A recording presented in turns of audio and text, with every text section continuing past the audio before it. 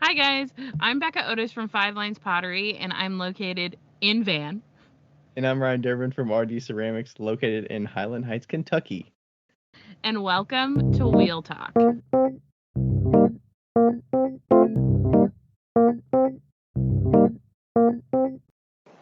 Sweet, What's sweet, new? sweet. What's going on? Yeah, how are you? I'm good. I'm good. It's been fun trying to figure out the new how my life works right now. Yeah, because did you move in Um, with your sister? yes. So I live with my sister, my brother-in-law, and my 2.5-year-old niece and Okay. their dogs. So, And their but this dogs. is actually the garage, which is half of it is my studio. So. Wow.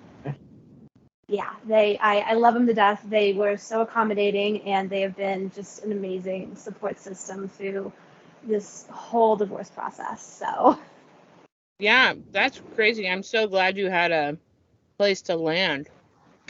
yeah, and it was helpful because they bought this house in February, and while they were looking for houses, their first thing was like, okay, does it have everything we need? Awesome. Can it also accommodate Ashley? Oh, So. Wow. In February. So I was actually able to leave sooner than anticipated because I didn't have to save up as much to be able to leave and be on my own because of the yeah. fact that I could move in with them. So, Wow. God, that's so amazing. Yeah, not everybody has that it, option, and you yeah, probably puts you in a tough spot with your partner, and then like what does life actually look like after that? yeah. Right, especially Thankfully, if though, you're, everything's yeah. Like you live down in the so middle of thankfully nowhere. everything's been amicable with him. We're actually still staying friends. We're still communicating. I can still see the cats, which is amazing. I wasn't able to bring any of them with me because my brother-in-law is allergic, which is very sad. But it's been good. That's amazing. Do they have I feel like these days would they have like some pill you could take to like overcome cat allergies or pet allergies? Yes, but I'm not gonna force him to be I know, I uncomfortable know, for I know. that. I'm just saying, So besides Benadryl, are there things like that these days? I'm curious. Like, I don't know. I don't think there's anything like very, very effective. They have been working on something actually that you can give to the cat that Oh, makes them, because there's like it's the saliva and I believe it's yeah, something else. So there's like two things. So they're working on something that you can actually give to the cat that makes them not allergic. Like it makes them hypoallergenic without essentially. like shaving them. Right. Whenever I see That's why Aletha shave people, pancakes, I'm like, oh, poor pancakes. or pancakes. I'm sure well, because it's pancakes, usually not the hair. huh? It's usually not the hair that makes people allergic. It's because of the what's in their saliva, and they lick Yeah. because they lick themselves. That it gets on you, and then all of that kind of stuff. So it's usually not the hair. Yeah. Yeah. Yeah, my brother was apparently allergic when we were younger. Um, but he's not now. They have two cats, so I Nice. don't know if it could have been because my grandparents had like, it was one of those where they had a cat, but there was hair everywhere. So you almost wonder if like the dander and all that dust and stuff that Mm-hmm. like, oh, it's the cat. But I don't know. Yeah, I don't know. I sometimes think that I might be allergic to cats because, like, sometimes I go to other people's houses and they have cats, and I don't bode well, like, after that. But I'm obviously not allergic to Lloyd. Like, that's what's interesting is that you can be not allergic to a certain cat, Yeah. and you can be allergic to a different cat. So that's what's kind of strange. It sounds like there's love involved somehow. I don't know. Somehow, somehow. Yeah. Can I tell you that, like, before we started this, um, tonight, I had the most quintessential, like, bar out of town situation you could ever have in your whole entire life. I met this guy named Mike, and then the bartender, and it was just us three for a while. And I they were like, what do you do? And I was like, I make ceramics. And I showed them my stuff, and the girl, Chelsea, the bartender. And your says ceramics is hard on it. It says ceramics is hard. And the girl, Chelsea, was looking at my stuff, and she's like, I want to buy some of your stuff. Like, do you have it here? And I was like, well, it's in the van. I live in the van. And we were talking about it, and I was like, well, maybe not tonight, because I have a podcast, but I'll come back tomorrow. So Mike's coming back tomorrow at 7:30. I'm coming back tomorrow at 7:30. And Chelsea's going to be bartending. And I'm schlepping all of my shit into the bar. Pop-up situation here. Yeah. Yeah. And I introduced myself to the other people at the bar, who was a teacher. I told her, I was like, you exude teacher. Like, you know, people you look at and they have like the short hair and the glasses, and you're just like, you're a retired teacher.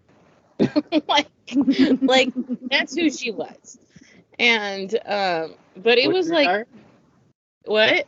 She was retired, or she came She was from retired, but I can tell she's like on her way. She's just about through with that. Yeah, and I just like met all these people, and now I'm like going back tomorrow, and like Lloyd got to run around in the parking lot. It was so fucking great. So is that just like a hole in the wall neighborhood bar kind of thing? No, it's like a brewery. It's like a brewery. Like they have ciders that they brew, and they have meads and stuff that they brew. And it's kind of like out of town. So it's kind of like a destination sort of brewery. Okay. And I found out about it because they used to let people park in the parking lot and stay overnight. We're in a Target parking lot. Like, what the fuck? Where the fuck are you, Becca? Like, and so anyway, they used to let people sleep in the parking lot, and I was like, oh, I want to see it. And then I was like, oh, I better try it out, you know, like, and turns out the city has an issue with them letting people park. But wow. But anyway, I had a lovely time, and I was so sad that I had to do the podcast, but then I found out that I was actually in the Eastern time zone, and I had an hour more. So those were the people you were like, let me get back to them. I thought you were visiting somebody, and you were like, oh, I need to get away to do this. It was just some new strangers, new friends that you met. Yes. Okay. Yeah. So anyway, that's how my week's going. How's everybody else's week going? Ashley, what's new? What's going on with your week? Well, I had a show this weekend. It was actually the Greeley Arts Picnic. Wait, tell people who you are first. Oh, okay. Hi, everybody. My name is Ashley. I am the one-woman show behind Bold Over Ceramics. I've been in clay for pretty much a decade now, selling since 2018. Loving life and trying to make this a full-time thing. Where are you physically located? I am located in Milliken, Colorado, which is really close to Greeley, so like the northern Colorado area. I used to be in Sterling, which was like northeastern Colorado, but I've been here in Colorado practically my whole life. Okay. Yeah, Becca, I think you visited her at one time, right? When you were traveling around? We had pho in Denver. Yes. And it was great. Yeah. And I've even met her mom. Oh, yeah. Oh. Okay. I will never, not that I could have before, but I will never be able to make another mug for my mother ever again, because Ashley has won her head over foot, like my mom will never want me to make a mug for her again, which was the goal. But like the last time she was like, can you make me a mug? And I was like, I have the lady for you. So I did your dad broke it, and then she bought like 4 more. Yeah. So like basically my mother's set up for life And thankfully, they're in the same state. So, Nice. And we even close by. I'm only a half hour away from him now. yeah. Well, I'm positive if you ever wanted to do a hot tub night, she'd love to have you over. I have been to the house because I dropped off those 4 mugs in person. So we sat and chatted at her dining room table for a bit. Yeah, my parents' kitchen is bigger than my entire van. It is so huge. Oh It's my ridiculous. gosh. Honestly, ridiculous. Yeah. So anyway, thank you for filling that gap. Okay, so tell us what you did this weekend. Sorry. So I had a show. It was the Greeley Arts Picnic. This was their 44th year having it, so it's really well established. First time that I've done it, and since it's like a backyard show for me now, it was, I was able to sleep in my own bed, which was amazing. Oh my goodness, it was like, what were the numbers for that? A little bit lower than most of my shows, but since, like I said, it's that kind of like backyard show, I definitely want to do it again. So $13.50 I made for the weekend, Nice. which I was really happy with. Yeah, and those it's of definitely you one that I plan on who doing again Greeley- next year. Yeah, like $13.50 is fucking phenomenal for Greeley. Like Greeley's like out in the middle Especially of for God. first time. Yeah, like we're talking in the middle of nowhere. So you did very well for that. Yeah. So that is Well, and this was also show. one of my first shows with other potters there too. Like I've had a lot of my shows have been just like one other potter. But this was like 4 or 5 other potters. So it was also an interesting experience that way. Nice. Did you know the other potter? Yeah. No. Is there kind of a I've only is been there a here little since community? Is there like a May. community sense for the other potters and So- stuff there, or are you pretty isolated? Like there's not a lot of cross pollination and chatting with each other in Colorado there. Honestly, it feels pretty isolated. I think the closest person that I'm like the closest potter that I like feel like I'm friends with is actually Kurt with Family Ceramics, because I've gone to his studio a couple times and we chat. But I've never really had like a pottery community around me, especially being like Northeast Colorado, which was really really rural. So, and there was only like one other potter in my town in Sterling. And I'm still new to this area, so I don't even really know any of the potters that are in this area. So, but there is a college here, so there's actually like a ceramics department in the college, which is nice. So it's a little bit of a bigger community here. I just need to find it. I did a demo at the high school there in Greeley, and Jen, who is the teacher there, I wonder if oh god, I just remember her name. I'm like having a blank, but once I figure out her handle, I'll send it to you because she's there and she has a kiln and she does pottery there. So how'd you get in contact with her? I think it was through the podcast. Honestly, it was like last year and I can't remember almost anything. Oh really? Okay. Yeah. Nice. Yeah.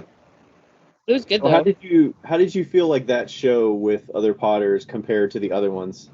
Like regardless of it being a new show and stuff like that, like did customers interact differently or anything else? I feel like they did. I also noticed that so I was in a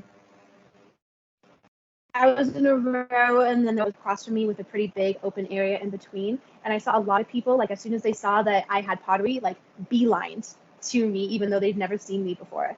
And so the people like wanting pottery is a little bit more in the area, which is nice. But I had like some people who stopped in, would look, and then like go and look at the others, and then maybe come back and get my stuff or things like that. So the interactions were slightly different, but not excessively, I don't think. Okay. Yeah, I would suspect if that's been around a while and it's known to have potters, then people can come expecting that and maybe see somebody they're familiar with and they want to get something else from them, or they're just more educated on pottery and like handmade and stuff, so that maybe they're not going to be oh, you make all this kind of questions. They're going to be more like, I did not get those. I didn't get those nearly as much as I usually do, which was nice. But I also had some repeat customers that came and specifically found me, like one that follows like my newsletter, and another that I had bought a mug for me before and had broken and wanted a new one and hadn't just like really reached back out to me. And then she found me. She's like, "Oh my God, I'm so glad you're here. I can get a new mug." So, sweet. Oh, nice. nice. Yeah, those repeat 10 out of customers. 10.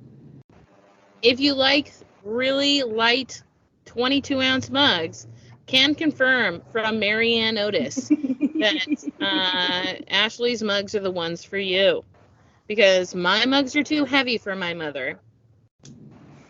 Which is insane to me because the wine glasses that I have of yours are super light and thin, and I love them. She likes the wine I don't glasses. understand how they're too heavy.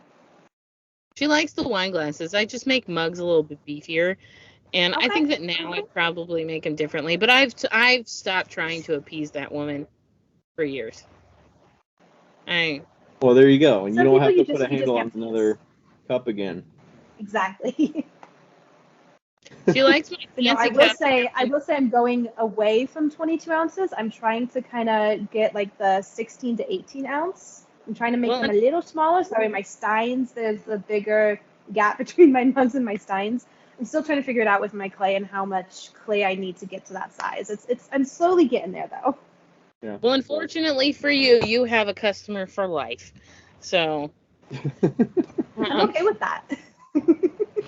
Nice. I just think it's fucking hilarious. Like, I'm so glad. No, it was so funny when she was like, I really need this. And I was like, you know what? I'm just going to buy you a fucking mug. Like, you're never going to be happy with You mine. did buy it for her. It'll just- Okay. I bought her the first She bought one. the first one. Yeah. Okay. Mhm. Yeah. Well, I it was remember crazy because when I was over at her house and we were chit-chatting, she pulled one of your cups from the cabinet, and it was like this really tall like water glass, and it had had holes around it. The texture was really, really like interesting. And I was like, this is so weird. Yeah, I don't know if that was I think it was post-college, but yeah, that was like, it's like a 22-ounce cup, and it's super thick, and it has like holes from a pen all the way around it. It's really weird. Was it a pen? I think so. Oh, it's like a bunch of Okay. data or something. Yeah. Okay. Yeah, anybody who has that phobia with like holes would just absolutely hate it. Yeah, the dots, continuous patterns of dots and stuff. Something like that, yeah. Well, Ryan, how was your week? I had 2 shows this weekend. I had a farmer's market, the Covington one, just like 10 minutes from me, and it was about $400. It was pretty chill, a little slower. And then I did another show on Sunday that was separate, brewery show. That was their like summer market. That was about. So I've been putting my sales in Threads recently. So I was looking back at that. $12.45 gross. So it was pretty good. Okay. Nice. I haven't used Threads yet, and nor will I probably ever, so. It's all it's mostly text based, and like you don't have to do any videos, and like it's just kind of fun. I'm just doing whatever now. I'm not really stressing about it. So I just post whatever I want. Yeah. But I already have so much with the 3 social medias I have. I cannot take on anymore. yeah, I understand. Yeah. I understand. There's so many options. I feel like it should be pointed out before we get into this conversation that Ashley is actually the face, half of the face of the Instagram page. So Lindy is the other face, and we've been trying to figure out. We've wanted to have both of you on the podcast for quite some time. We just haven't figured out like the perfect thing, and so you asked a question, and then we were like, oh, that's fucking primo for you coming on and talking about it, and then we'll have Lindy on eventually. Yeah, it's hard with the time zones because we got Mountain, Central, potentially Eastern, and I don't know what London or. Lindy's all the way in the UK. Yeah. Yeah. We wanted to have both of you on and realized that was not going to happen, like together. And we were like, no, no. That's like 7 hours difference. Yeah, that would have to be on like, I don't know. I think they're 5 hours ahead of us in England, but I'm not sure. Yeah. Yeah, but we only had that like once when we first started talking about me and her doing the Instagram and kind of figuring out the logistics of that, and it was a very interesting time. I think it was like really early in the morning for her or something. Yeah, it was probably like a really late weekend or something, I would guess. Yeah. Yeah, and like I'm in the Upper Peninsula of Michigan, so I don't know which time zone I'm in. As I said earlier, I didn't even know I was in the Eastern time zone. I thought I was in Central. So that kind of threw me for a loop. But like, so then if we did all of you guys, it would be like 4 different time zones, which would be fucking ridiculous. Depending on where you're at, Becca. I don't know where you're going to be at when that happens, but like, it could be Pacific time, It could. That's gonna fucking suck if we do Lindy when I'm on Pacific time and you're on Eastern. Yeah. So, yes, we very much appreciate your assistance there. So, any of the messages that y'all have sent, we typically sign it with like Ryan or Ashley or Lindy or whoever. So, you'll see their names in there when replying to questions, and then they'll forward us questions so that we make sure to capture them and not lose track of them. So, and she'll put in some little insights and tips in there. So, yeah, I always try to give like my little tips and tricks and things that I think might be helpful, but always like pass it on to you guys as well. But yeah, I'm usually the one that's at the beginning of the month, and then Lindy's usually the one at the end of the month. We kind of split it half and half that way. So it's been working so far, I think. And we're lucky to have 2 people that are well versed in clay, so that they can answer however they want to, without like question, So that's really nice. Yeah. Yeah. So, you have the question there. I think I sent it in the chat if you can see it. Or if you have it that you asked us. I saw it pop up. Yeah.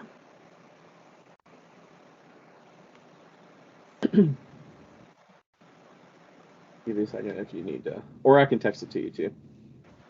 Well, and I have the general logistics of it, but yeah. The specific question I know is in the group chat, because that's where I sent it. So, okay. There it is. Okay, so pretty much pros and cons of taking a risk on a new to me show, something that's well established and has very high potential, versus a show that I've attended for multiple years. It's something that kind of recently came up and something that I'm debating for next year. It's actually the one I'm looking at that's new to me is actually a 2-weekend show, but it's also very far away compared to the shows that I do. This was my 5th year doing it, and the other one, this was my 2nd year doing it. Okay.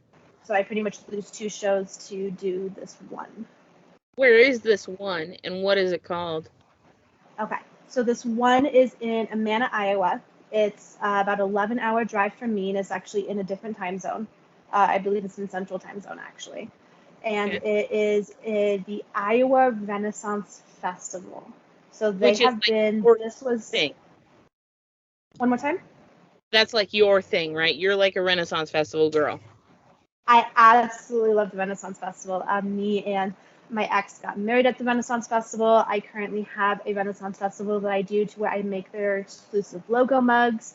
And I'm actually doing a second Renaissance Festival at the end of this month, end of August. That's the Nebraska Renaissance Fair near Omaha.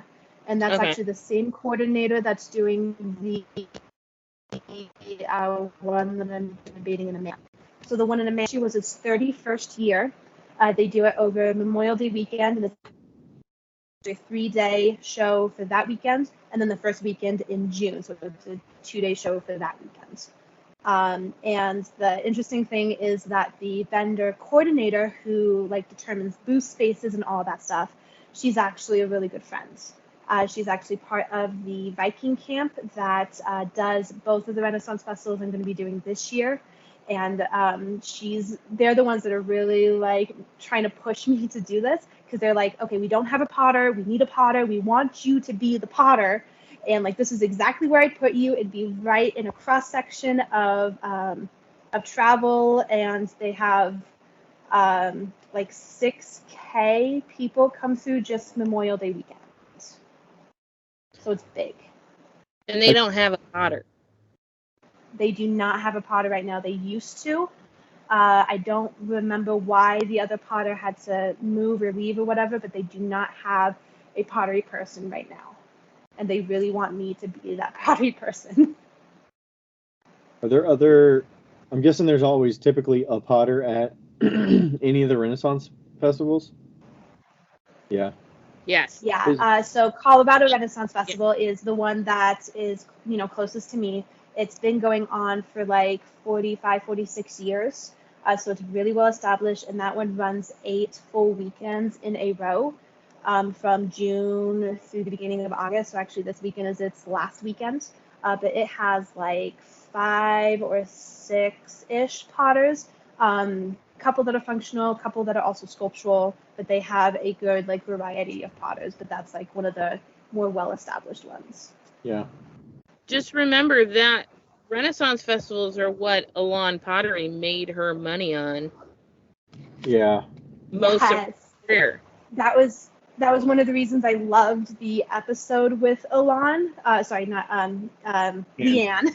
That's why I love the episode you guys did with Leanne, because she talked about the Renaissance festivals, and that's definitely something like I want to do the Colorado one eventually, but I have to be full time with this, and it's also a heavily high upfront cost to be able to buy a building there.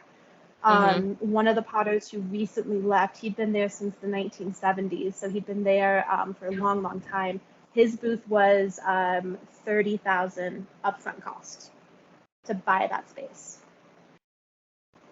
So for the Iowa one, is that just like a weekly fee? Is that kind of how you pay it, or like what fees are we looking at to just get into the show?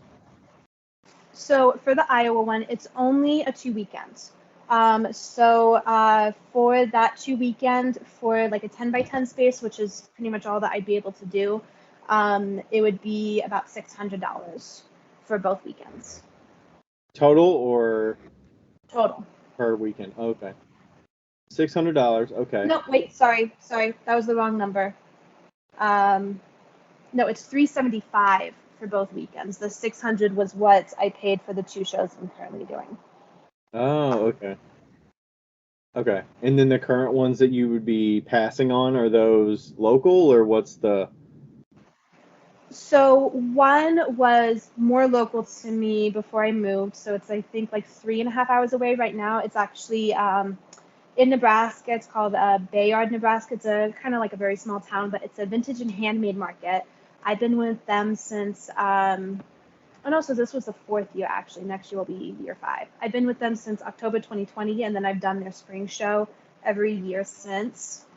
And it's a one, but in that one day, I pulled, this year, I pulled 1920 just for the one day. Oh, wow. People come out and they shop. Yeah, it's really, really good. And I love the coordinator. She's absolutely amazing. She's been so, I love working with her. I love working with her so much. And I've built a little bit of a community there too. I actually had a dish set commissioned from me by someone who attended that show. Okay.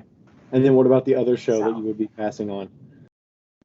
So the other one is actually more local to Denver. So it's actually a little bit more local to where I don't have to do like a hotel fee because I have family that live close by, so I can just stay with them.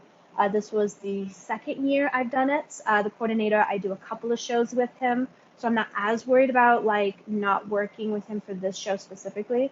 But for this show, for that one, I made $1,865 for that weekend. So that's a Saturday and Sunday show. Okay. So total for both of those shows is about $3,780 for those 2 weekends. Wow. Okay. Have you been doing pretty consistent at those each year, or like slowly growing a little bit? slowly growing. So with the heirloom one, I had the best sales this year than I've had before. So it has definitely like steadily increased. Before it was more like the 1,500 range for that one day. With Park Hill, which is the one in Denver, I did better this year than I did last year, which was really nice. But I only have the 2 years to go off of that. Yeah. Yeah, so like conservatively, you might be looking at like $4,000 for both shows next year if you kept both of them, versus the one possibly, show that you'd be splitting over 2 weekends at the same place. Would you like drive and come back and drive and come back, or would you stay there? I would stay there. But what's good is that the vendor coordinator, who's part of like the Viking camp, they live close by, so they have offered for me to stay with them the entire time. So what it would be is I'd be going to Iowa for I'd go up like prior to the first weekend, do the first weekend, stay with them until the second weekend, and then actually right after that is my Renaissance Festival in Garden City, Kansas, where I do their mugs. And it's pretty much like a halfway point, so it doesn't make much sense for me to go all the way back to go to Garden City, Kansas. So I'd actually pretty much stay away from home for 3 shows in a row for that. Oh, okay. Do you have enough space to take everything you need for 3 weeks? That would be a challenge a little bit. Like I said, me and my ex have been staying friends, and he's also really big into the Renaissance festivals. He's actually going to be at the one I'm doing at the end of the month in Nebraska, because he's kind of doing it with the Viking camp. So he's also offered his vehicle as a space, because especially with this show, I would most likely need help running the booth. At the very least, just someone to be able to be there when I like have to go to the bathroom or something like that, especially if it's like 6,000 people just the first weekend. And so he might end up, I might kind of like hire him to help me run the booth, especially since he knows my stuff. He, before we split, he was pretty much coming to all my shows with me. So he knows my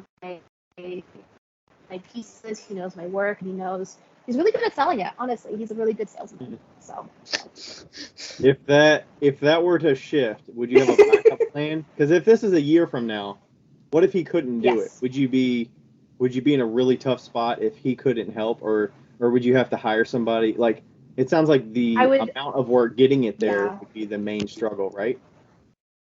I think that'd be definitely one of the bigger issues.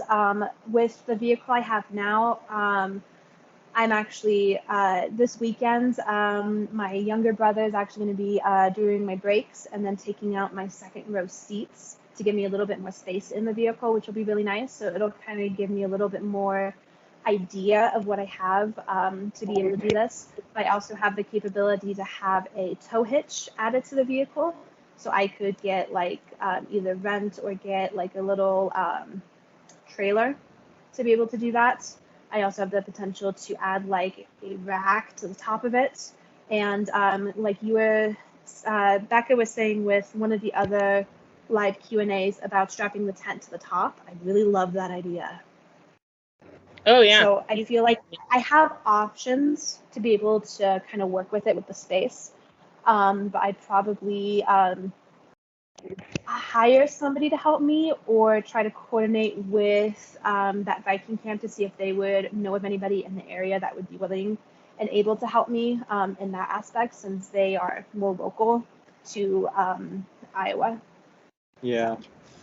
I almost wonder, like, could you, like, could you, at that third week, the Kansas one, you just have mugs? Like, can you ship the mugs to them, or? So I do their logo specific mugs, and then I'm also a vendor, so I have all of my stuff there as well. Oh, okay. So I think what I would end up doing is, since I could like pass through there on the way to Amana, Iowa, is I could drop off the boxes with their logo specific stuff with them, so that way I'm not having to work around it for the Iowa shows, and it gives just a little bit extra space in the vehicle for that. because we're making like 30 or so. And I'm actually doing cups this year. We're switching from mugs to cups because the mugs didn't move as well, and we're just trying to figure out what's going to work best and all that kind of stuff. So Yeah, I feel like um, your tall like cups are gonna sell really well. so it won't be the travel cups. It'll actually be some thumb cups, kind of Okay. similar. Actually, I have something. Hang on. Hmm. It's a lot of driving, Becca. I mean, you would love it. It's a lot of driving. So it's like these guys, but with the logo on it. Oh, okay. Nice. Oh, those are cute. Yeah, I Yeah, like the just green. like, thumb cup, like, people go crazy for the thumb cups. You're absolutely right, Becca. They go absolutely bonkers. I love it. So, Huh. yeah, it would be a lot of driving, but I mean, the one that I'm doing at the end of the month in Nebraska is like 7 hours from me. So I'm used to driving a longer distance. Hi, Lloyd. So I'm not too worried about the driving aspect of it, but it's more about also just the risk, because it's not a show that I've done before. I took a risk last year, kind of doing a back-to-back show up in Avon, and actually stayed up in Avon the entire week that I was there, and it did not pan out. I barely made expenses. I think I was actually negative a little bit. Because if you have to stay there both weeks, let's say it's like, Mm-hmm. wish you could do like one. I mean, it really wouldn't probably be worth it to do it one weekend. I'm like, my worry's like, do you have enough space for work so that you could sell it 3 straight weekends, because you can't come home. Like, that's not an option. Yeah.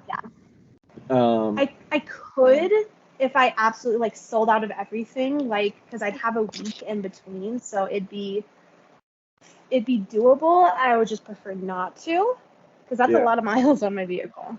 Are you having Know to take? anybody in Nebraska? Hmm? I know anybody in Nebraska?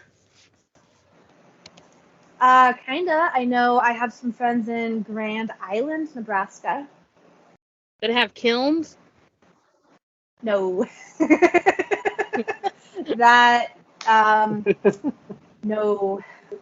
I think the closest one that'd be nearby would be maybe Isaac, but I don't think that he's He's maybe in kind of a little bit of a jaunt. Harper, Kansas. I don't know where that is in relation to the festival, but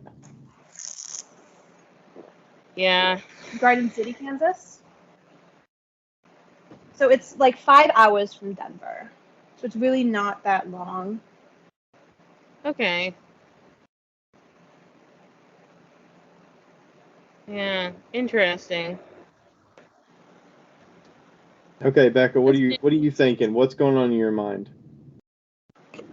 Well, I was just thinking about like how you were like, well, you wouldn't be able to come home. And I mean, well, he's trying to catch a fly. You can't come home. Does that mean you have to request off work for 3 weeks? So I would. Believe- Right now, I'm actually working part-time with the job I'm currently with. I think it'd be an issue getting the time off, but it would be completely unpaid since I don't have any like PTO or anything like that. So it'd have to be something to where I'd plan a little bit for my bills, which aren't that big right now, and but it'd also be like my first shows of the season, so I wouldn't really have too much like held back. I'd have to really budget for that for sure. I see a red flag. Okay. The budget. I mean, like, I know you can budget, but like, I don't know, man. Like, if it doesn't pan out, Yeah. Is it because it's the first shows of the year? Is that what you're thinking, Becca? Or yeah, like first shows of the year, like, okay, there's a lot of things that can happen, right? Like, if it doesn't pan out, which I'm not saying it won't because it's a Ren fair, so it's like the possibility of it panning out is pretty good. But if it doesn't pan out, you're out the pay that you would normally have at your job, and you're out the pay that you would have in your pots, and also you're out your like this is one of those situations where you like put all of your apples in one basket, right? And then if it doesn't return, then you're like, fuck. Right? Like, that can start you off really bad in the season, you know? Like, I think that it's important to note that like your mental like boost you have from the first couple of shows in the year is actually really important. Like, if you're getting good shows in the first couple of in the first of the year, it can be like, fuck yeah, I'm like ready for this show season. I am fucking ready. Like, you know, and you're like moving forward towards that. And if you have either a show that fully like completely depletes you, or a show that you don't sell anything at, you're like, Yeah. like, what do I do? You know? And you're already not getting paid from your regular job. Like, that's tough, man. I was worried. Like, what if you sell out at the Ren Fair? Like, do so well that you almost have nothing for the third show? Like, Yeah. what would you do in that situation? Because I would see that happening. Because like, no Potter at that show. You're new. Like, I don't know how that market is there, but like, best case scenario, you sell so well that you almost have nothing for the third week, and you have to wait a whole week before you can sell again. And then like, what do you do there? Do you cancel last minute, or do you? I mean, you have to be there for the mugs. It sounds like, but like, Yeah, no, because I pretty much I sell the mugs, and then any that don't sell with like the year on it, they actually buy back to me at like a wholesale price. So Okay. I'm like an exclusive vendor with them, so I pretty much have to be there. But if it's like I sell it for those first 2 weeks, and then I need to get more stock for the Garden City, Kansas one, that one would be okay going back home because it's only like halfway. So then that's also the good thing. The benefits of it being my first shows is that I have all of winter to build up my stock. oh, So that's that true. way, if I have that issue, I'll be prepared. Yeah, So, Right. as long as you have the room for it, hmm and then you're not, and then like, how risk adverse are you with like having a trailer and driving a trailer that far for the? I don't know if it's the first time, but like driving the trailer as well as, relying on help at the show. Like, can they make it? Can they not make it? I yeah, mean, the lodging, having free lodging is nice. Like, you don't have to worry about that. very nice. The like what you do during the week while you're not selling, like that's kind of like lost time, right? So like, is there anything you A can little do? bit of last time, but it's also like forced relaxation, like Yeah. not doing anything, which can sometimes be nice. Yeah. Especially if it's so crazy that I need, because especially as an introvert, I need that time to recharge after shows. So that could Mhm. also be helpful. That's true. Okay. How many miles are we talking here? Like, best case scenario, you don't have to come back. Like, how many miles are we talking? Like round trip? Yeah, everything Miles. for like 3 weeks. Let's see, it's like 750 miles to Amana from home. So then if we go Garden City, What up, home skillets? So, we're interrupting this time because we couldn't interrupt it at the time of the time. So, I wanted to talk to you about the L&L thermocouple guard, because that's my favorite part of the new kilns.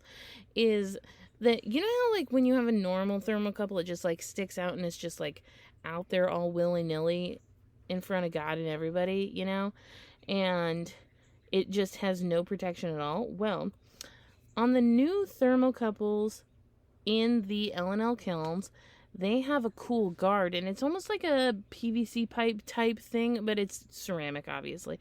But it's kind of like a tube that surrounds the thermocouple, and what it's doing is that it's protecting it from any damage that might happen, so it'll get damaged before the thermocouple actually gets damaged. And also, what I think is really, really great is that none of the black dusty stuff that happens to quite literally every thermocouple, whether you get it from one kiln company or the other. It degrades and it starts to like kind of crumble and fall, and that guard is actually going to catch all those little black crumblies. And that, in my opinion, is the coolest thing about the new L&Ls, because I haven't seen a thermocouple guard like that in any other kiln, and I just think that that's so nice. Like, what's great about it is that, you know, you have to protect 3 thermocouples. You're not just, because there is zone control, you're not just protecting 1 thermocouple, you have to protect 3. And that just kind of takes the worry out of it all. So you can go to hotkilns.com and see what I am talking about and find all of the L&L awesomeness that you want. They have a fantastic website that has all of the things you need, and also it has a great troubleshooting area as well. I've used it many a times, even for my kiln that's not L&L. So yeah, let's get back to our regular program.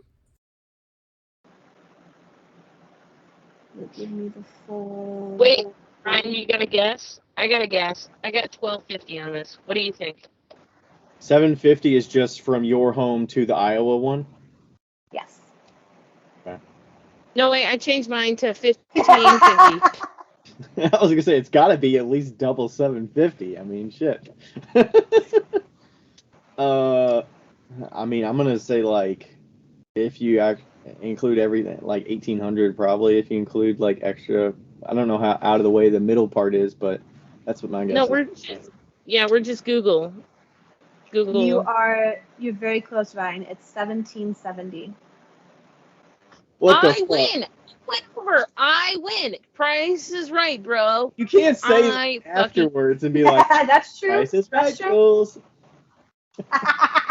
Bob Barker, fucking, that is the rules, and that's Whatever. always I'll been let the you rule. claim that, but everybody that's listening can hear what my guess was and what your guess was, and they can make their own judgment.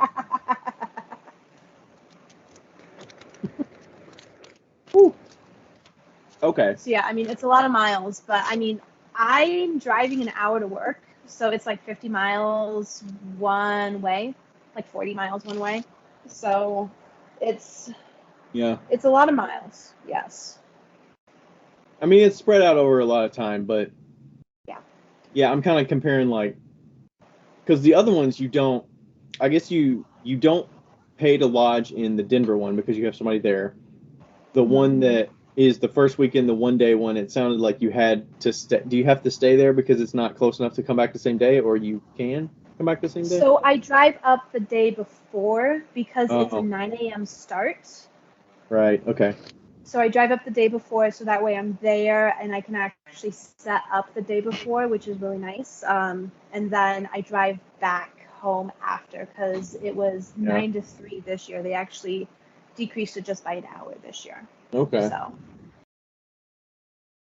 Huh. Okay. What's your expected for that Kansas one that you do? What's your income there now? The Garden City, Kansas? Yeah, the one that you're going to be doing regardless. So this year, it was...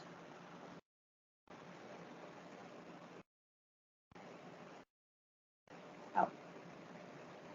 There we go. While you're looking, I just want to say that I just had a snap from the farmer's market, and wow. Okay, continue. I love snap peas, especially when you get them like the perfect crunch. So good. It's like they're like fat. Nice. Okay, so for this year, for the Garden City, Kansas, not including the buyback of the mugs, I made $2,130. Wow. Okay.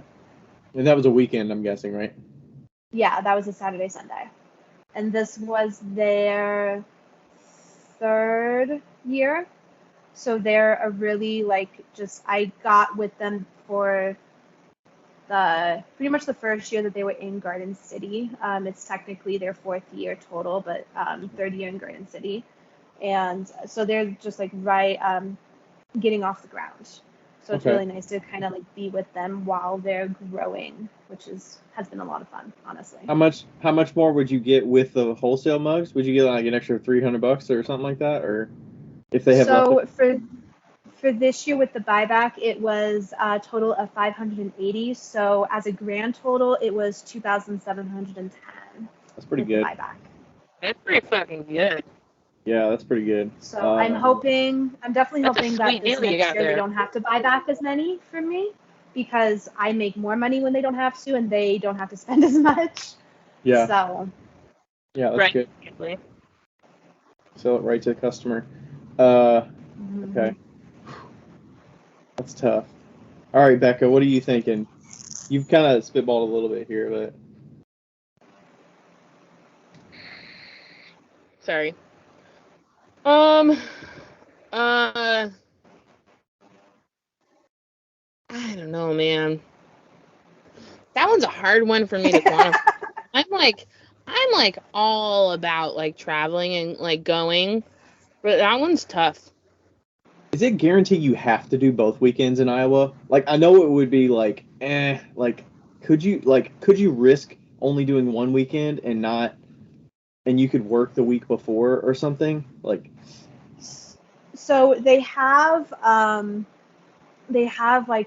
they price it differently for the weekends, but it seems like that Memorial Day weekend is the weekend that you should be there.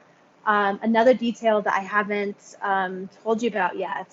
So for the Memorial Day weekend, they'll actually also have a concert there, which is actually Peyton Parrish, he's the Viking guy on TikTok. And oh my God, I would love to see him. So like you want to go. So like that's It's so hard because it's kind of like it's another family that's there with the Vikings, and it's absolutely my vibe. I know when I was getting ready for the Garden City, Kansas one this year, I was just so excited, like just getting ready for it, and like the week leading up to it, I'm like, oh my God, oh my God, oh my God. So even like since like I've asked that question, it's been something that's kind of just been stirring around in my head, and it feels like it's something that I really want to do, but I'm not a big risk taker. I like to not take big risks, and so that's kind of one thing, but it's also losing the specifically the 1-day show that's in Bayard, Nebraska, the Vintage and Handmade one. I really don't want to lose that. Can't do the other show at the same time as the hometown show that I started with in Sterling. So it's just, I feel like I almost talked myself into doing it, but it's also trying to figure out the logistics of it, and also seeing if it'd work with having my ex with me in that regard as well, because it kind of hinged just a little bit on that, I think.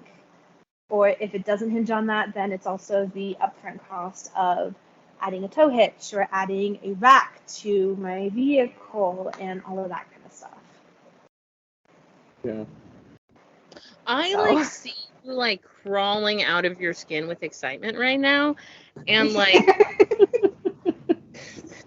typically like I'm not one of those people that changes their mind, but when you just told me like about the person that's gonna play, I was like, well, you should just fucking do it. Like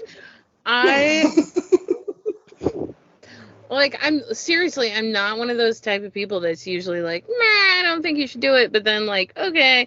But seriously, like I think that this is what I think. I think that this year's been tough for you. I know it's been tough for you, just like some personal stuff that we won't get into, but like multiple things. A lot of changes, a lot of things, and I think you need to give yourself permission to do things that bring you joy. And this might just be one of those situations. I think that I would have been like, well, the money, blah blah blah, but this is one of those things that I can tell that you're just fucking excited about. And I was just talking to somebody about this today, like in the bar, in the brewery, and you only live life once, and you should do the things that make you happy, like money be damned sometimes, because you're gonna die anyway, so you might as well die in debt. Like, Are you YOLOing this, Becca? As long as there's What? nobody to pass it on to you, I guess, or Are you YOLOing this? YOLOing. I think I am, because, like, I don't know, it's been a rough year, and for you, and it's, like, might as well just, like, give yourself some, like, get yourself a free concert, and That would be nice. we know you're gonna and make I have,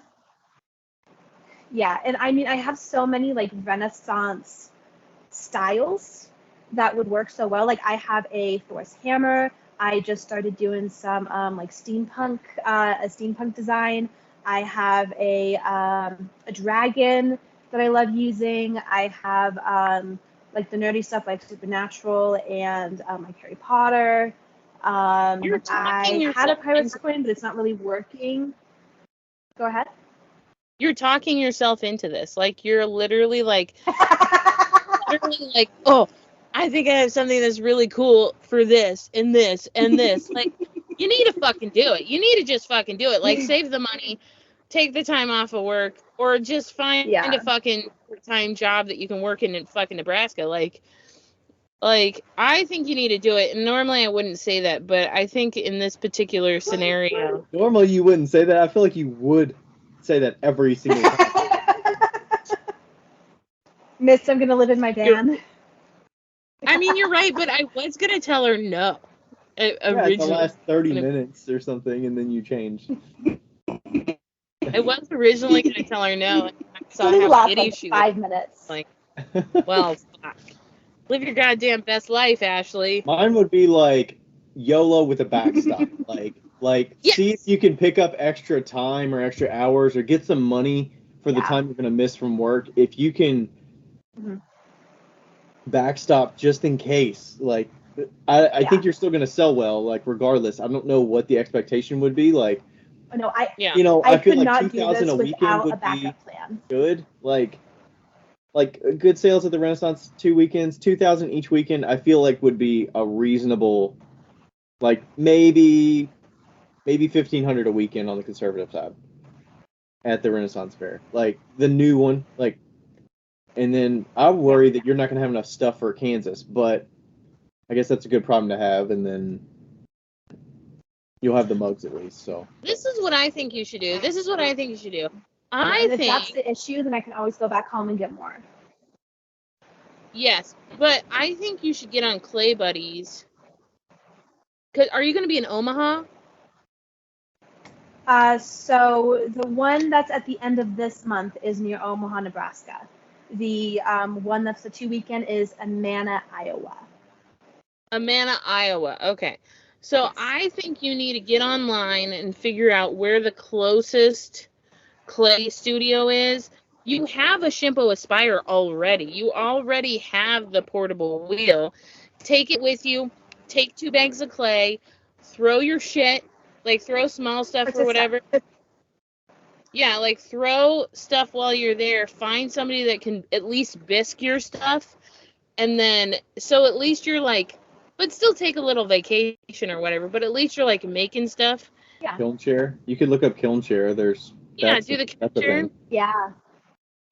Yeah, and, like, see if you can fire It it. definitely have to be like a studio space rather than just a kiln. Right. Like, see if you can, like, fire some stuff or whatever. Because you're staying at a friend's house, you said, right?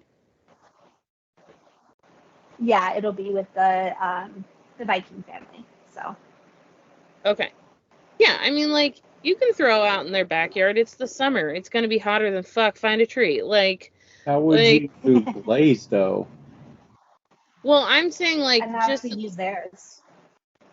Yeah, you could use theirs, or you could just at least just get some bisque taken care of so you don't feel overwhelmed, and then you can bring it back and then you'll have it ready to glaze.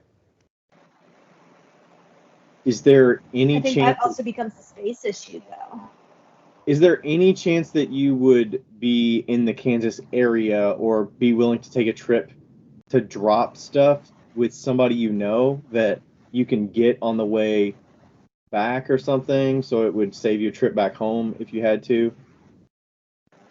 Oh, okay. Like do it, like drop it like 3 weeks before Possibly. any of your shows or something. Like you have finished work that you just drop like 3 or 4 bins off at somebody's Oh, place.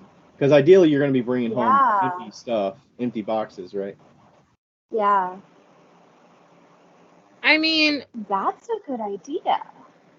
If it's worth the but drive, I don't Just know. take a But weekend. are you still driving the minivan? No, I actually I hit a deer like almost a month before I was going to be leaving. And so now I'm actually I have a Chevy Traverse. So God it's fucking damn it. I had so much more space with the van, and honestly like I got the Traverse because it's an all-wheel drive. And with the hour drive that I have to work, I kind of wanted something that would be better in the snow. But yeah, the van had like 140 cubic feet of space, of cargo space. So it only has about 1/3. We're also taking out that middle row, which is going to give me some more space. Yeah. You can also rent a U-Haul trailer. Yeah. With that, Those I'd are have like to, because super cheap.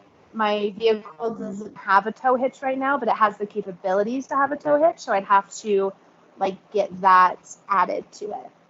Oh, or, oh or, right, like, you did say that. or just a U-Haul van. I mean, you could get away with like a van. I mean, that thing would be massive inside, just empty. It'd be very massive, but it'd also be expensive for that long of a drive. Yeah, that's true. Well, I wonder how long it And costs then I to wouldn't like. have my own vehicle for just driving around whatever I needed to do. Yeah. Because you pay for miles. Unless I towed it behind the van. So No. that's an option. Okay.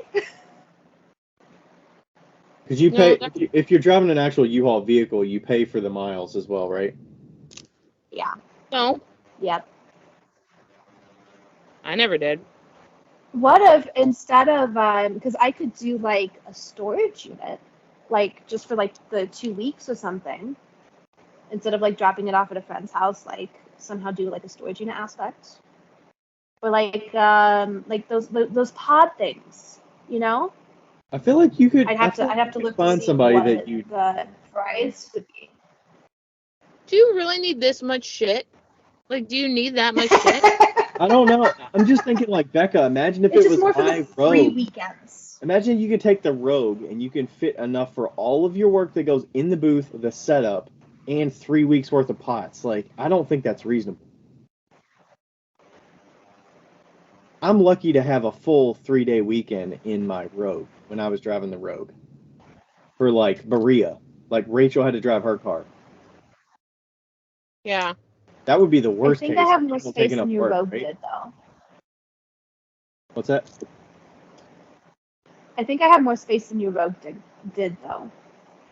Oh yeah, because you're gonna have the second row seats out. Plus, I think the Traverse is like maybe Yeah. slightly bigger, but I wouldn't say it's 3 Well, because weekends. when I was looking to get it, it's actually on the bigger size for like those mid-size SUVs, because like a Highlander was like 93 cubic feet, and everything was like the high 80s to low 90s, while this one was the 113. So I think with those second row seats, that may be possible, especially if I can strap the tent to the top of the vehicle. That would actually give me a lot more space. Because right now I can get like definitely three big bins, like 3 half bins of like just pottery, plus the setup with the tables and everything like that. So I think if I could like strap the tent to the top, that could actually give me a lot more space. And this You is could something that I could also just kind of finagle during the off season, figure out exactly what space I have and what I need, and kind of go from there. Yeah. You could also strap the strap the wire racks that you have to the top, easy. Mm-hmm. Yeah, Uh, absolutely. wait, They don't this take is up too much space. this which is really not nice. this year, right? It's next year. Oh yeah, no, not this year. It'll be end of May, beginning of June next year. Okay. Right. Okay. That's what I thought, but then you said a few things, and I was like, "What the fuck?" Okay. I feel like there's not enough space in This that is vehicle stressful. for 3 weekends. Like, no way. Can you borrow tables from the Ren Fair and at the show? Like, does that save you enough space to be worth borrowing 6-foot tables or something? Because so the setup I have right now uses a 6-foot and a 4-foot, and then grid walls that I actually like kind of hang from my tent. Yeah. From my tents. So it's pretty much three sections of grid walls and then the 2 tables, which actually works really, really well. And that's like set in stone, but everything folds flat, everything packs nicely. That was my biggest thing, is I had to save space. So I think it'll be cheaper to like ship a box, like ship 2 huge fucking boxes. Because it's so little distance, you might be able to get away with like shipping a 20 by 20. Ooh. Yeah, ship stuff to your. You said you can drop To a the box destination. of. You could drop a box of mugs in Kansas? Yeah, in Garden City, Kansas, like Yeah, the can logo you specific ones. Yeah, can you ship spend like $30 or something or $60 and ship 2 boxes of pots? Because you're already going to be down a box of mugs, For sure. and Mhm. you're going to be in Iowa for 2 weekends. So like if it gets there, so you can pick it up the first weekend and then you can have it for the second weekend or for Kansas, you know. Well, and the specific ones, the ones that have the logo, those ones you don't even have to take back. So like you could just ship them and not even worry about the return. I would do that. The biggest thing with shipping that many pieces is I'd be worried about something breaking. Just oh Lord Jesus, I'm having like the worst heartburn. Um I shipped stuff all the way to Claycon West. I shipped like 30 pieces in a big box to Claycon West. It was like a lot of oil bottles and mugs. That corrugated cardboard. Did you use the corrugated cardboard? Yeah. Okay. And Liz Cohen has a hookup, like I don't know who she buys it from, but she buys corrugated cardboard by the roll, and she doesn't have to buy 6 of them. So if you could talk to her and ask her who she gets them from, since she's in Denver, Okay. you could at least get them. Okay. And wrapping them in their own little boxes, you could fit 24 in a box, easy peasy. Yeah, well, I guess kind of like how you did it back when you had like those wholesales, and you just like wrap them the one way, wrap them the other way, and then just like pack them. Uh-huh. Yeah. Yeah, that could be an option too. Absolutely. I mean, that's fucking cheaper than a trailer. That's true, and getting all that crap added to my vehicle, because that's expensive stuff. Yeah. Because I mean, entertaining the idea of taking something to Kansas way before you even go to any of the shows. Like, can you? Yeah. I don't know if you're tight with a show coordinator or something. Like, can I leave these 2 weeks in like a cardboard box, and then the cardboard gets recycled, and then the pots that are left get put into your bins that are empty from the Ren Fair. So you're not really, you don't have extra space in the vehicle that's being taken up, because the boxes that were empty are now full, potentially. So. Oh, bummer. That's like, wait, how south is Garden City from I-70? It's so you take I-70 almost the entire way. So and then it looks like you just go south on 83. Well, I was gonna say, because probably, weirdly enough, I'll probably be driving right through there. I'll probably be driving right through there at late April. Are you going to Isaac's or something? Okay. Well, I have to go to my parents' house, and then I'm driving Yeah. to Anna, but I'll probably stop at Isaac's, and that's like quite literally right on the way. So, because they're a little south of Wichita, like southwest of Wichita, and it's like, yeah, you just like basically drive right through it. So, I mean, that's also an option too. I could just throw a box in and drop it off, but that's like way ahead of time, That's the thing. It's like, that's a good thing about it being April. I have January through Yeah. March to get shit done. Yeah, that's the right. great reason of it being your first show of the year, that it's not like right in the middle of a bunch of shows and you need the stock, The only problem is if you undersell, you have to figure out how to get it home. That's true. Just do like a flash sale at the last day of the last festival. Everything must go. Yeah, for reals. But yeah, no, I can take it through late April. I think that I'll probably I'm going to try and hit Colorado late April this year and be in Indiana in May. So, yeah. So that's also an option. So awesome. That almost solves like the that's issue. Just one day of driving too. Yeah, so like see, that's what I'm talking about. You just fucking need to find people that like are in this general vicinity and just like, pack up a bunch of bowls and cups and like random mugs that are just generic, and that way you at least have them. Yeah.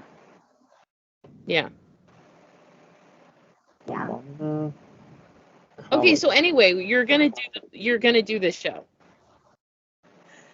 It sounds like it, yeah. I mean, I think that finance be damned. That's what we're saying right now. Well, and I think financially I can do it. I can save and I can have a savings to be able to like hold me and like pay my bills, and none of that would be an issue. Yeah. So. Yeah, for sure. Like I'm money smart enough that I think I can do that at least, especially since I have January through May. Yeah. So. Yeah. Yep. It's pretty good. Yeah. I'm thinking it. Yeah. I was looking at where it was in Iowa. What was that goal It's I set for myself 1 year? The 42 a day till May. That was a good one. 43 days till May or something. Yeah. That lasted a whole week. I'm not sure if I can even do 42 a week. Now with my work schedule. It was rough because once you add it up, it's actually 120 a day, because you have to trim, you have to glaze, and you have to make. So. Yeah. But why do you have to glaze at the same time? Is it just because you have to be making new things the whole time? Yeah. Just the turnover. I mean, I could probably keep the bisque. That would be fine, but yeah. Back in the days when I had when my style changed every week. And you did like, I like made like 100 things, and then 3 weeks later they were completely awful to me.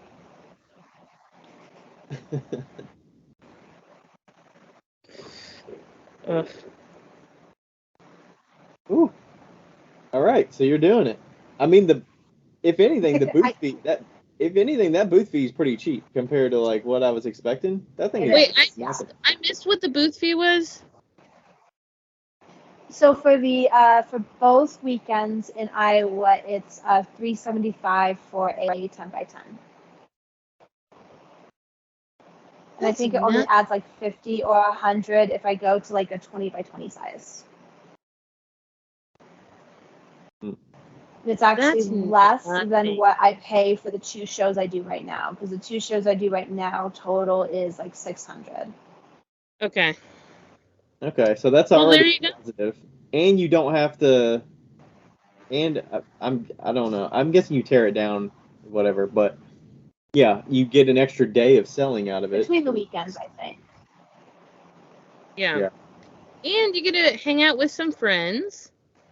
Yes. Friends that right now I've only seen once a year, and this year I'll see twice a year, which will be nice. Yeah, so you'll get to hang out with them for at least a week, and like you can have a little vacay. Yeah. A vacay only, with some like, money it's- at the end. And like just like looking at the area, I was like, oh, can I visit people? But it's like it's closer but not close enough to like visit. Yeah, it's like kind of near Wisconsin, kind of near Chicago. Yeah. Oh, but you should go to wait, it's not in Omaha. If Omaha, you're like No, the close one to I'm doing at the end of this month is near Omaha.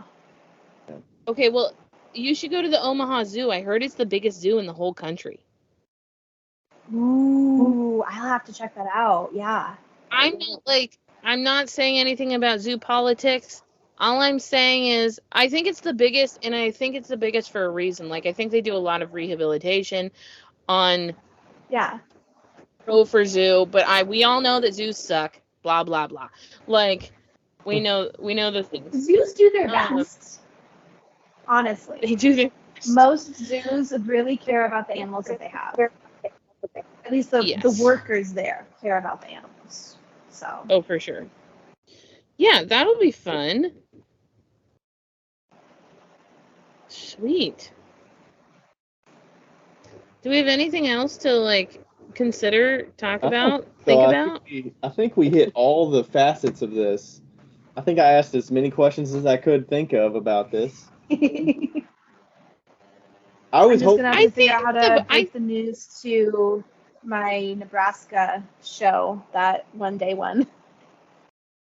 Yeah, the only comparable thing that I had was this year I'm doing the one in Indianapolis that's 2 hours away, and not doing the one that's in Bellevue that's 10 minutes from me that I've been doing for like 5 or 6 years. But that's not much of a Okay. It's a 2 hour drive to Indy, and it's like it's Penrod, so like Becca said it was good, a few other people said it was good, like, or maybe it's Deanna that said it was good, but like I trust that even if it's a flop, like I can afford a 2 hour drive back and forth for a 1 day show. And Right. The Bellevue one, So what made that you was a decide 1 to day do as that well. one versus the one you've been doing for 5 or 6 years? It's a big show. It's a big show. Yeah, Okay. I think it was like reputation. I think some people told me about like Indianapolis shows, and I think there were like 2 or 3 on the list that were like top of the list, and Penrod I think was the top of that list. So and there's some reputable potters here in Cincinnati that have done it, and I'm like, okay, well if they're doing it, like I trust them choosing that show. And I'm like, okay, like it's not as big of a risk for me. Plus Bellevue, I feel like it's kind of plateaued a little bit. And I think I'm probably at around maybe 1,500 for the day.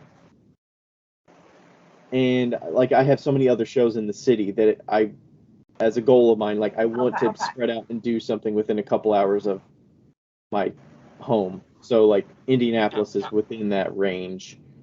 And I've never done a show in Indianapolis, so it's then like you don't oversaturate your market. Yeah, I'm more like trying to find other shows that are kind of like art shows. Bellevue is still an art show, but it's different. It's still like a hometown show for me. So this one's a little more of a challenge. Like it's a risk. The booth fee's more. It's driving, so like I gotta be away. But it feels like a calculated risk that's like not too out there. I was hoping that your question was going to be like, Yeah, it's a 4-hour drive or something, but like 11 hours. When you said 11 hours, I was like, oh my gosh.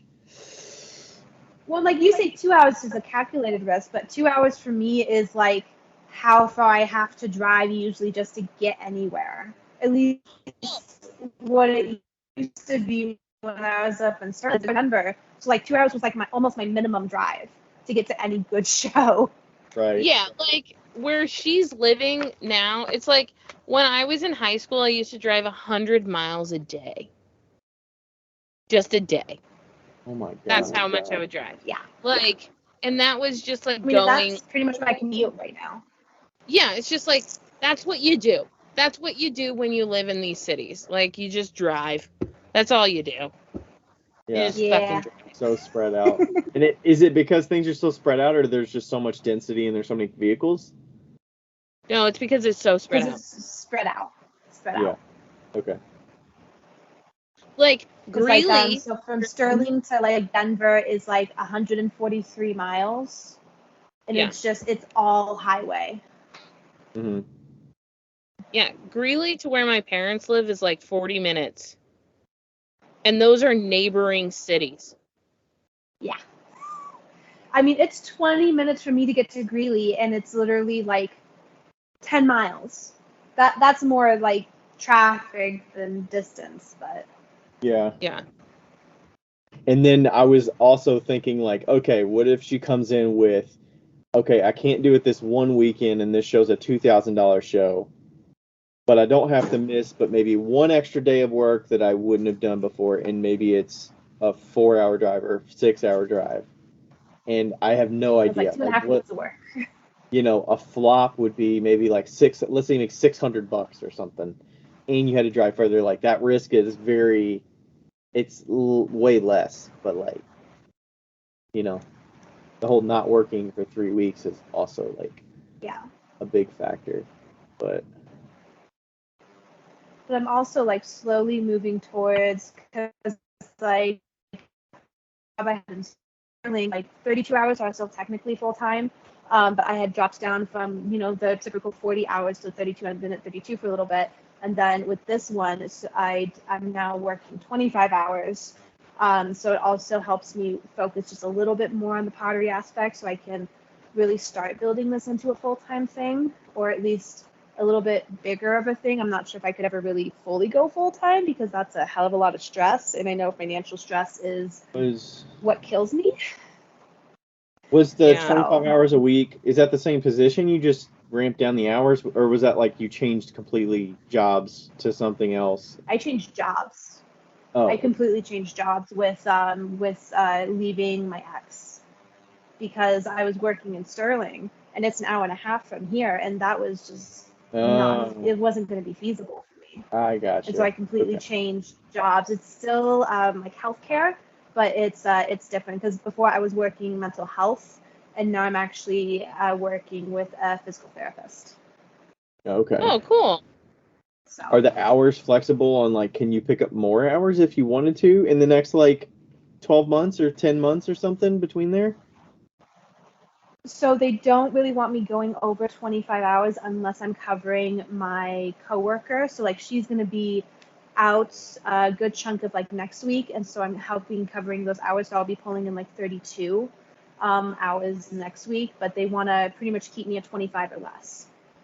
Okay. So I could maybe talk with them, like say, hey, I'm planning this. Can we bump up like my hours at all to be able to help with it, and see if they'd be okay with it? But it's Yeah. a very small business. Like it's 6 physical therapists, and like the owner of the business is also still practicing. So it's very like mom and pop type of situation. Mm-hmm. So Or just like, I guess all you can do is let them know, like, hey, I'm willing to because pick up.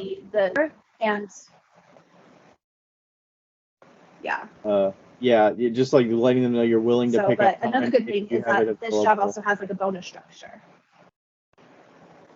which is nice. Sorry, you cut out there. You also have a bonus structure as well between now and April. Yeah, this May. job also has a bonus structure, twice a year. So that's something I've never dealt with before, which is really kind of cool. So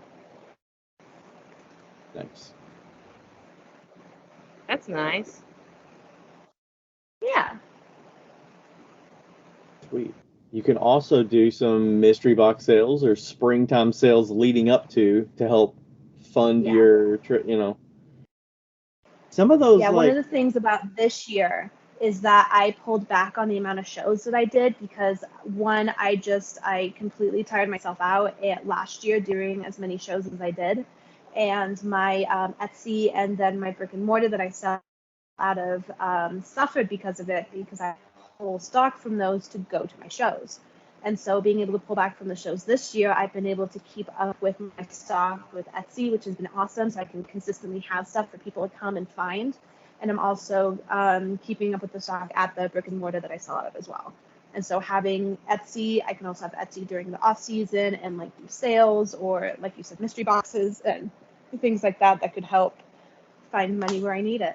So getting rid of 2023 stock once beginning of the year yeah, rolls around and like, hey, this is helping me fund my shows coming up that are big goals for me and stuff like that. Like you could frame it in a way that, incentivizes people yeah. to buy it as well. Sweet. Woo. I've also been building my newsletter, so I have like 600-ish people on that, which has also been really good. So yeah. Great. Nice. Okay. Woo. All right, Becca, do you have anything else? No, it sounds like you are just getting it. I'm trying. I mean, at least it's hard when it's one person. At least you're thinking about this now. I mean, we're like 9 months out from that, and you could be in a way different spot in January when you have to decide to sign up for it or whatever, or Yeah. Whew. Well, like this has been on my head since I was at Garden City, Kansas this year because that was January 10th and 11th. Not January, June 10th and 11th. And they had just come from this show because this show is the 2 weekends before the one in Garden City. So like they were coming in from that show and they were just trying to really convince me to do this show. So Yeah. I've been kind of it's pretty much almost on my head for like a full year. Well, until so it actually comes up. The Iowa folks came to the Kansas show. Yeah. So they are they're a Viking camp, so they're like a reenactment camp, and they do these Renaissance festivals as like a almost like actors kind of like they do the reenactments, and they actually have like the tents of how the Vikings did it, like very historical aspects, but they also have some stuff that they sell and things like that. So they are very interactive in that regard. They're kind of a little bit of an act for the Renaissance Festival, but also just a little bit of a vendor as well. So they they pretty much do a lot of Renaissance festivals because that's where they the best. So. Okay, sweet. Yeah, I don't know anything about Renaissance festivals and selling, and like if there was somebody that I knew that sold at them that I could be like, hey, can you tell me about this market in this area? Like, what should I expect at this Ren Fair? But there's no other potters there, so you can't really use that as a resource. And then like asking a jeweler or something might be kind of like it's apples and oranges. Like I don't know. So that would be the only other data point that would help influence like expectation setting. But I mean, it sounds like. But I mean, the Viking camp has been doing this festival for years, and like I said, one of the people that's part of that group is the vendor coordinator for this show and all the other shows that this coordinator does. So she's also the vendor coordinator for the one that I'm doing in Nebraska at the end of this month as well. So they know like kind of what how many people show up and how busy it is and all of that kind of stuff. So they have like those numbers for me. And they like, if you have like these types of items, we know they'll sell really well. And so they've been able to give me like a little bit of kind of details in regards to that kind of stuff. So. Yeah, that's great.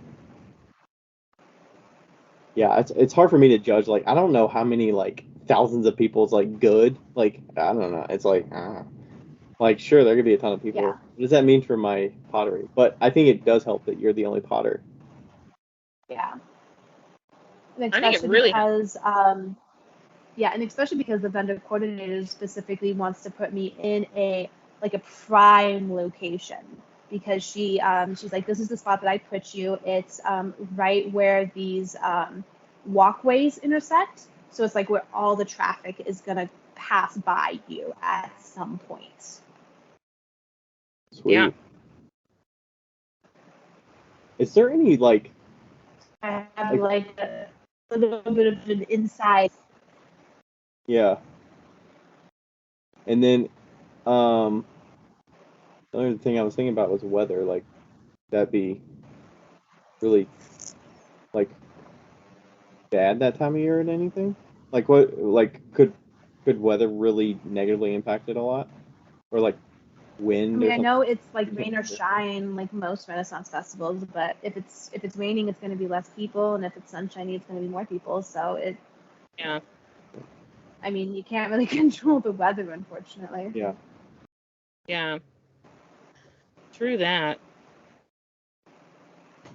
Sweet. All right. Wow. You're ready to go. Make those pots. Get them ready. Yes. Gotcha. Focus on this year first, and then Yeah. And the little bit of like the little optimizing of your bins of like fitting a little bit more or tweaking, like if you can do that over the season to Yeah. fit more in the bins that you have that's still safe. I did that a little bit recently and like it helps just a little bit, you know. Yeah. If you can fit an extra 6 or so pieces in a bin, like that'll really add up because space is very and I precious. already feel like I have that down pretty well because I've always kind of worked with just trying to be as space saving as possible. So I kind of implemented like the dividers that you have, Ryan. It's slightly different than you, but it's very, very similar, and that really helps.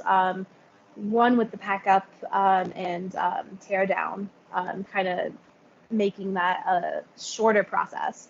But also, I'm able to fit, I think, a good amount in the bins that I use, which is really nice. Sweet. Yeah. It's lovely. So, Cool. Well, Ashley, thank you so much. Let everybody know where they can find you, and thank you. They'll contact you through Instagram through Wheel Talk. So if y'all talk through Wheel Talk Instagram, you're gonna probably hit Ashley or Lindy. So I'm sure you've crossed paths with her before. But if you want to find her directly, if you want to find me directly, you can actually go to my website. I have a website, boldoverceramics.com, and it has all the links to my social medias and my Etsy and all of that kind of stuff. awesome. Sweet. Thank you, Ashley. You know you found the right one if you find the turtle.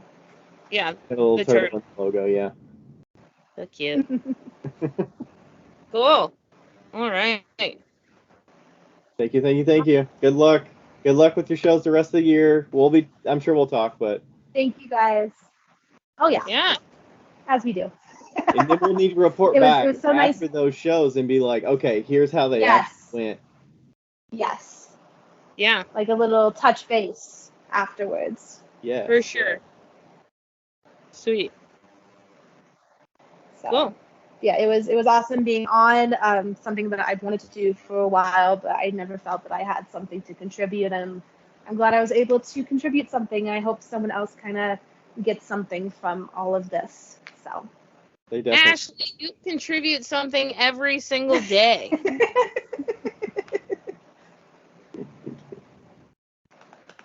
Yeah. All right, I gotta go find a place to park. All right. I gotta go to the bathroom. All right. All right. Thanks, everybody. Bye. Thanks for listening. Bye. Hey, everybody. Thanks for listening to another episode of Wheel Talk. This podcast is made possible through the contributions of all of our listeners who always ask us great questions, leave us reviews, and contact with us through social media. Thanks to all the fellow makers as well who take time to be interviewed and share about their lives and businesses. And thank you to Ashley from Boldover Ceramics and Lindy from Lindy Garner Ceramics for their assistance on the Wheel Talk podcast Instagram. You are invaluable. Thank you to everybody.